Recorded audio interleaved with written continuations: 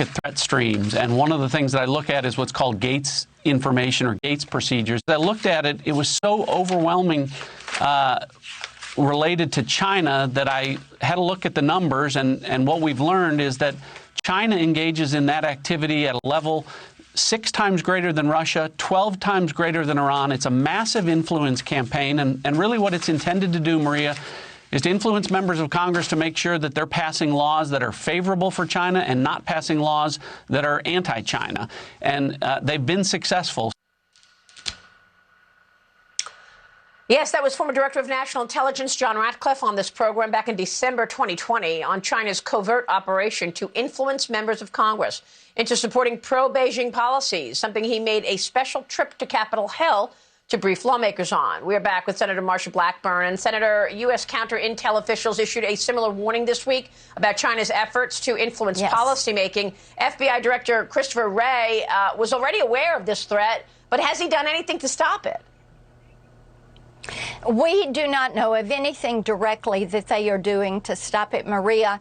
And as I said, what they're trying to do is influence not only members of Congress, but state and local officials, and carrying out what they call these malign influence campaigns, where they're trying to influence organizations in churches and schools and push them so that they will come in line with Chinese Communist Party ideals, principles, and goals. And of course, we know that global dominance is one of China's goals.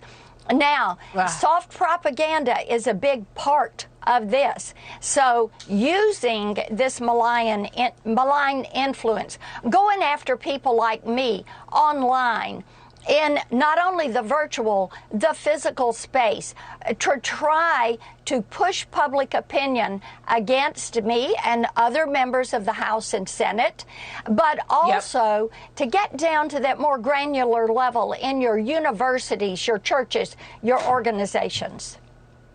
Yeah.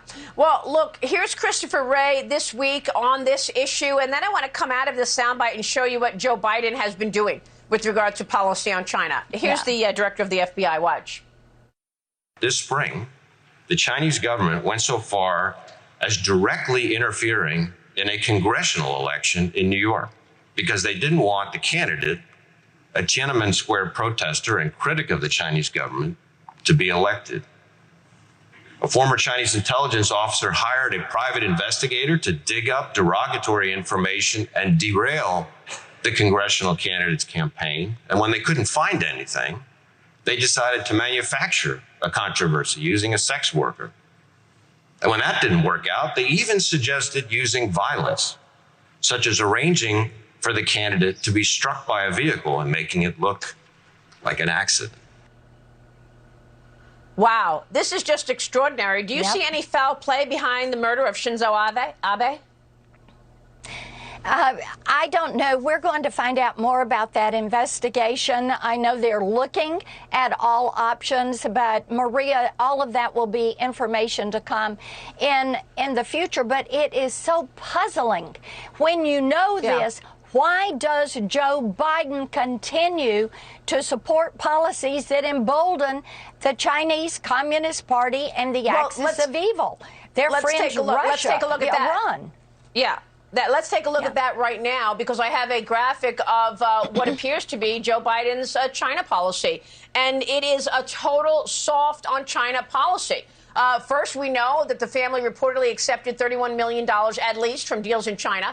That is from Hunter's laptop, and Senator Ron Johnson's investigation and Peter Schweizer's reporting fails to demand any COVID origins investigation. We have no evidence that Joe Biden ever brought up the origins of COVID to Xi Jinping and the 5 phone calls that he's had. He's failing to call for an end of the fentanyl trafficking. I have not heard him mention fentanyl once, and fentanyl is made in China, pushed through Mexico into America. And it continues. He has canceled the China initiative. This was an initiative that was investigating the continued Chinese intellectual property theft. He's considering lifting the tariffs on China imports. He sent oil from America's strategic reserve to other countries, including China. And he is pushing electric vehicles, solar panels, and batteries aggressively in his climate change agenda. And many of those are made in China. So what's the answer, Senator?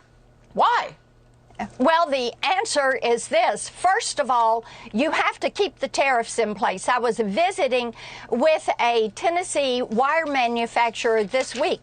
I said, hey, do the tariffs help or hurt?